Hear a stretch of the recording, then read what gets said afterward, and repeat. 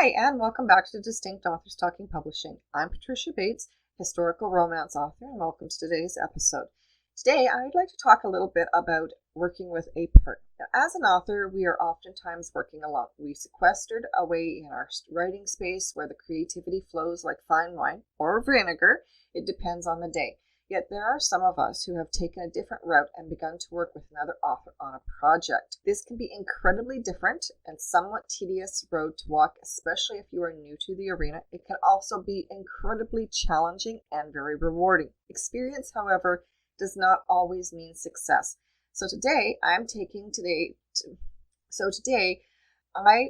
talking about working with a partner. Now let me start at the beginning.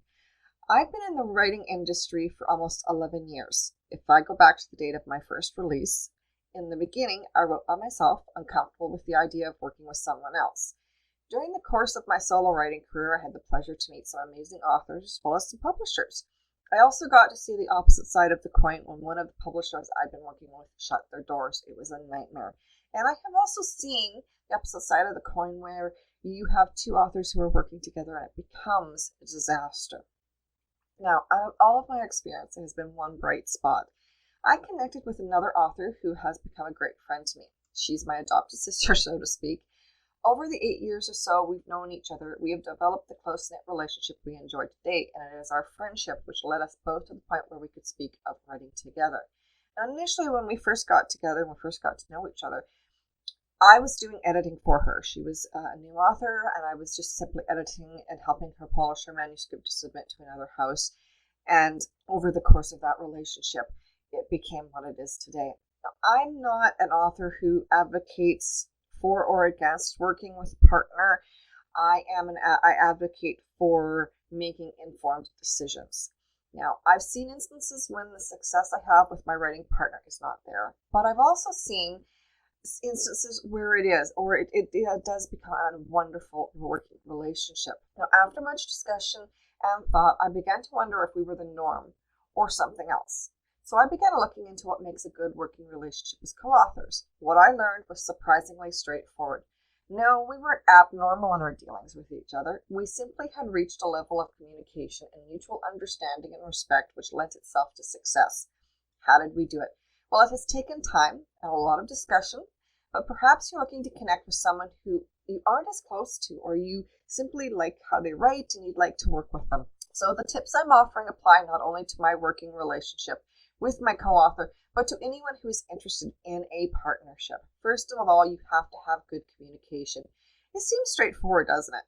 But it isn't always. There is more to communicating than simply having a conversation. There has to be a real ability to engage in give and take.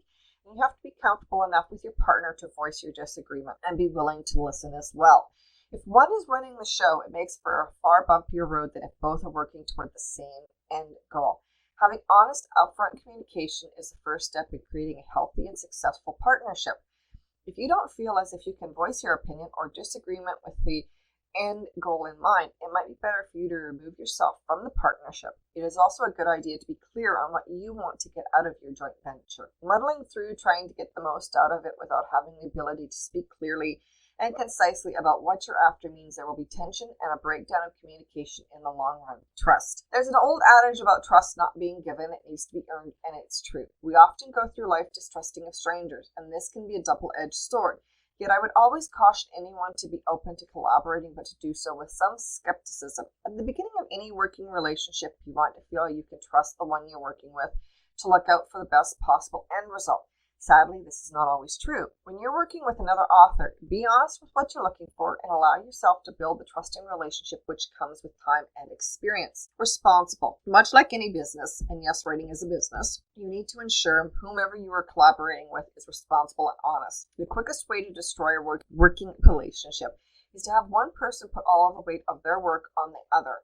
Now, there will be times when one partner is doing more than the other because of their strengths, or perhaps they're at a point where it is their turn to write. This does not mean at one time or any time the other partner should be sitting on their laurels and waiting. Before any book comes out, there needs to be a buzz built, and if you're not writing, you should be talking about the project on social media. The more who know about it, the better the launch will be. There will also be a willingness to step up to the plate and take the reins if it's something you can excel at. I firmly believe every successful writing partnership or business partner is 100-100, not 50-50. Each person should give 100% of themselves in the project when they're engaged with it. I can already hear you say there's no way you can expect 100% from both of us. But yes, I can. And I do. In the working relationship I have with my co-author, we each bring a unique set of skills to the project, and as such, we both dedicate 100% of using those skills to ensure we reach our goals. It isn't always easy. After all, there are personality differences, scheduling differences, commitments that we both have. But with a little effort on our part, it works and has been working very successfully. The thing to remember is often the areas one is weaker, the other is stronger, and as such, you should enhance each other. Your partnership, if built on a solid foundation, will enable you to shore the other author and vice versa. Don't be afraid to take on a task. The other side of this coin is one I have seen before. It's where author A is working away on the project while author B is having fun.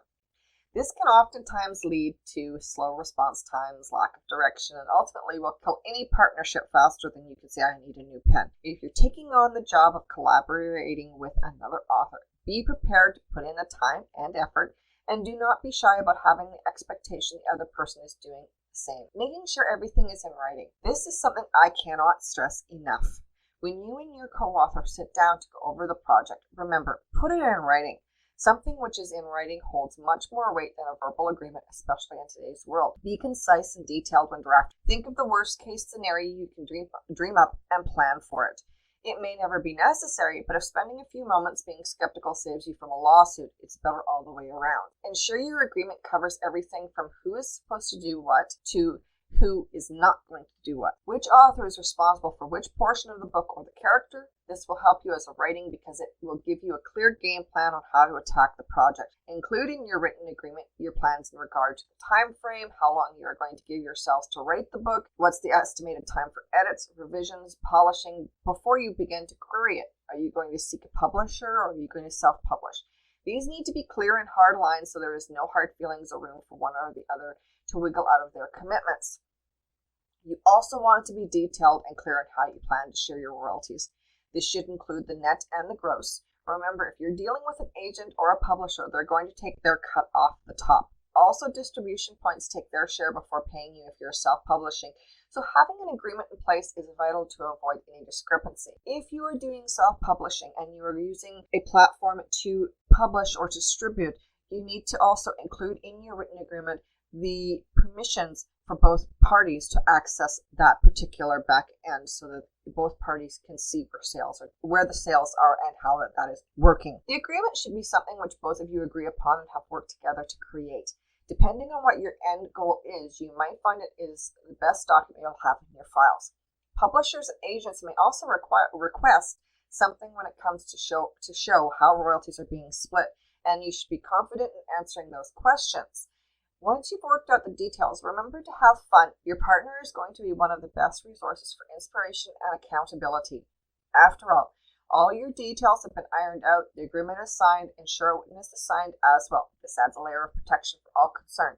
Remember, it isn't about protecting them from you, but you from them. Keep the document on hand and readily available for when you are asked for it from a publisher or an agent if you do go that route. Or if your distribution point may ask for it as well, they may want to have proof that both of you are responsible or both of you own rights to that particular book. While this is a heavy topic, it should not be a deal breaker. Your collaboration is a business transaction and needs to be treated as such. I have included below the link to some agreement templates you can use to get started, as well as some samples. If these ones don't work for you, by all means, just do a simple Google search and that will bring up even more samples for you. Thank you for taking the time to be here.